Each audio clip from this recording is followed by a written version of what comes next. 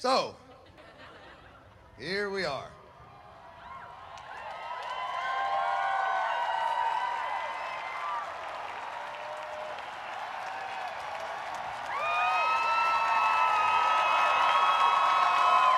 Thank you. We've had some really incredible musical performances here today. I hope you enjoyed them.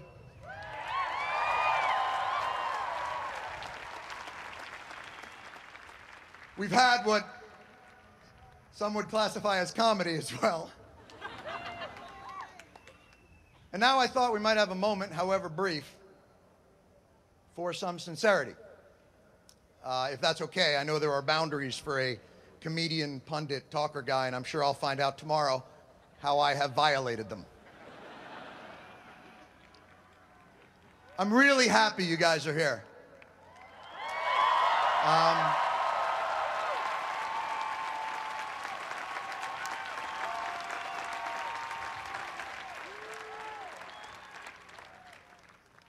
Even if none of us are really quite sure why we are here. Some of you may have seen today as a clarion call for action, or some of the hipper, more ironic cats as a clarion call for action. Clearly, some of you just wanted to see the Air and Space Museum and got royally screwed. And I'm sure a lot of you were just here to have a nice time, and I hope you did.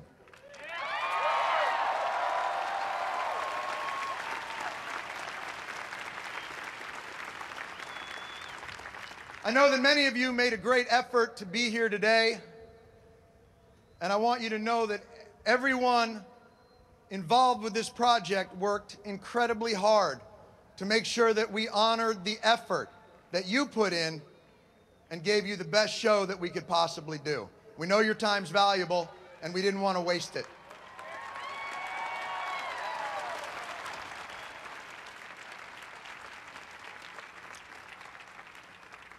And we're all extremely honored to have had a chance to perform for you on this beautiful space, on the Mall in Washington, D.C.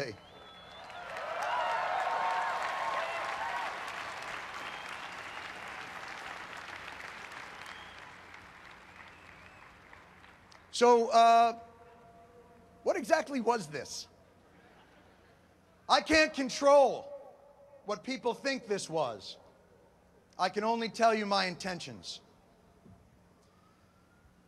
This was not a rally to ridicule people of faith or people of activism or to look down our noses at the heartland or passionate argument or to suggest that times are not difficult and that we have nothing to fear. They are, and we do. But we live now in hard times, not end times.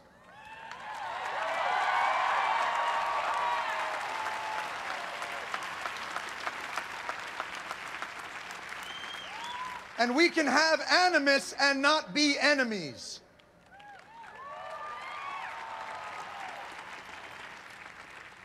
But unfortunately, one of our main tools in delineating the two broke.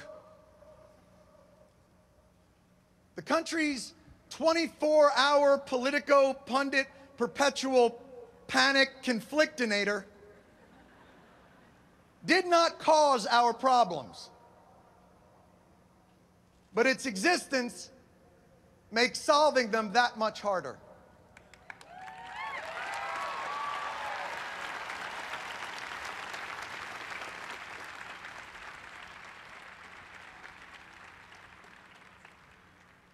The press can hold its magnifying glass up to our problems, bringing them into focus, illuminating issues heretofore unseen.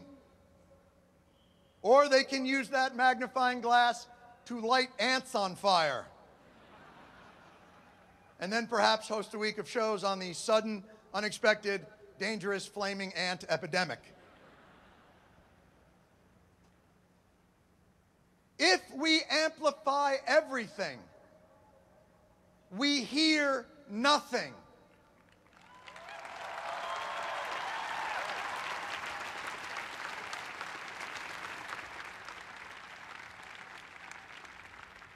There are terrorists and racists and Stalinists and theocrats.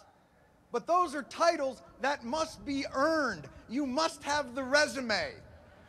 Not being able to distinguish between real racists and Tea Partiers, or real bigots and Juan Williams or Rick Sanchez is an insult, not only to those people, but to the racists themselves who have put in the exhausting effort it takes to hate.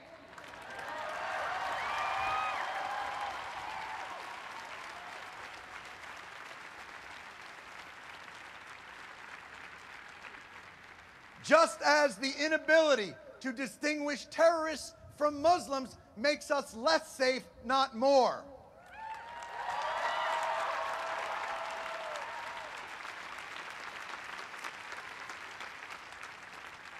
The press is our immune system. If it overreacts to everything, we actually get sicker and perhaps eczema. And yet, with that being said, I feel good. Strangely, calmly good. Because the image of Americans that is reflected back to us by our political and media process is false. It is us through a funhouse mirror, and not the good kind that makes you look slim in the waist and maybe taller, but the kind where you have a giant forehead and an ass shaped like a month-old pumpkin and one eyeball. So why would we work together? Why would you reach across the aisle to a pumpkin-assed forehead eyeball monster? If the picture of us were true, of course our inability to solve problems would actually be quite sane and reasonable. Why would you work with Marxists actively subverting our Constitution, or racists and homophobes who see no one's humanity but their own? We hear every damn day about how fragile our country is, on the brink of catastrophe, torn by polarizing hate, and how it's a shame that we can't work together to get things done. But the truth is, we do. We work together to get things done every damn day.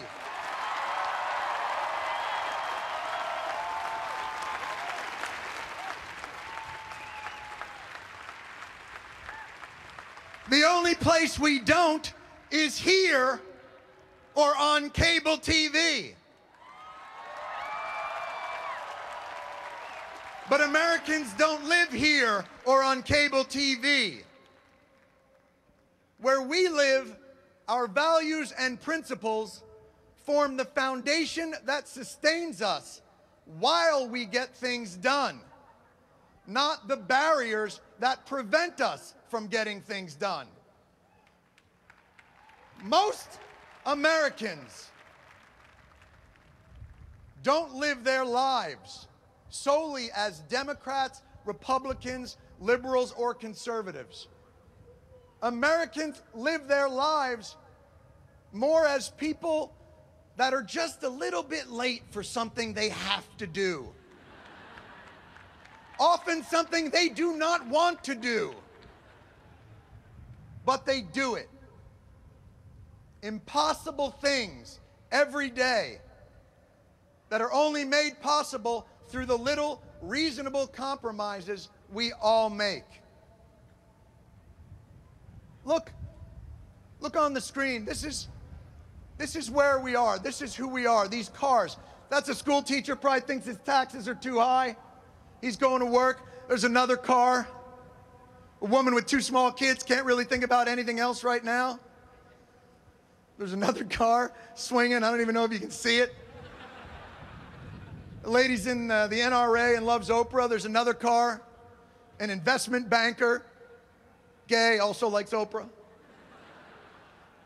Another car is a Latino carpenter. Another car, a fundamentalist vacuum salesman. atheist obstetrician, Mormon Jay-Z fan. But this is us. Every one of the cars that you see is filled with individuals of strong belief and principles they hold dear. Often principles and beliefs in direct opposition to their fellow travelers. And yet these millions of cars must somehow find a way to squeeze one by one into a mile-long, 30-foot-wide tunnel carved underneath a mighty river. Carved by people, by the way, who I'm sure had their differences. And they do it, concession by concession. You go, then I'll go. You go, then I'll go. You go, then I'll go. Oh my God, is that an NRA sticker on your car? Is that an Obama sticker on your car? Well, that's okay. You go, and then I'll go. And sure, at some point, there will be a selfish jerk who zips up the shoulder and cuts in at the last minute. But that individual is rare, and he is scorned and not hired as an analyst.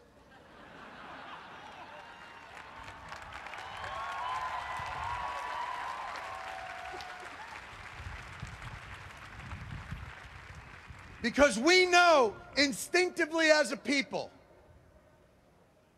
that if we are to get through the darkness and back into the light, we have to work together. And the truth is, there will always be darkness. And sometimes the light at the end of the tunnel isn't the promised land. Sometimes it's just New Jersey.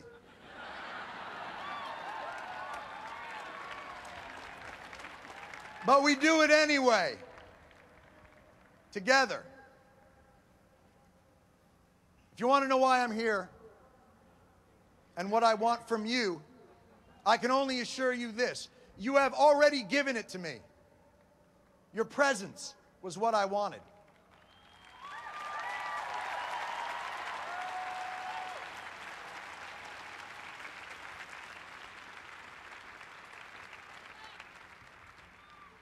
Sanity will always be and has always been in the eye of the beholder.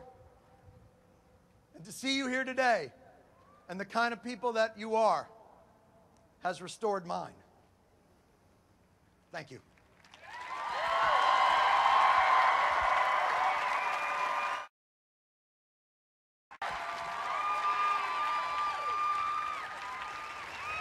Please welcome to the stage a living legend. His song, "I Left My Heart in San Francisco," was inspired by the true story of one of the most horrifying medical malpractice cases of all time.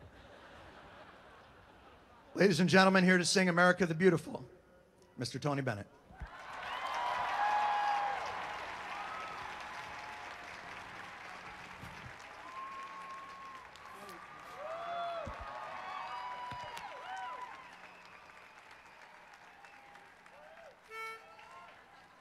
Oh, beautiful for spacious skies, for amber waves of grain, for purple mountain majesties above thy fruited plain.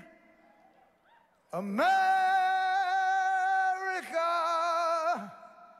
America, God shed his grace on thee and crown thy good with brotherhood from sea to shining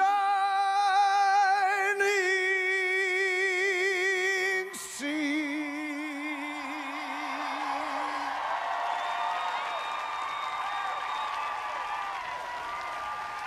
Vote.